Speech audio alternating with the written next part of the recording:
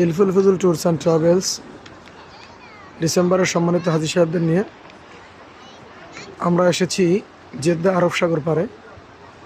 এখানে এখন আমরা রয়েছি মসজিদে রমা, যেটা সাগরের উপরে স্থাপিত একটি মসজিদ, দৃষ্টিনন্দিত মসজিদ। ইতোমধ্যে আমরা এখানে মাগরিবের নামাজ পড়েছি। বিভিন্ন শ্রেণী পেশার মানুষ সমুদ্রের ঢেউ উপভোগ করার জন্য তারা এখানে আসেন। দর্শক, আপনারা দেখতে পাচ্ছেন সমুদ্রের সেই দৃষ্টিনন্দিত ঢেউ।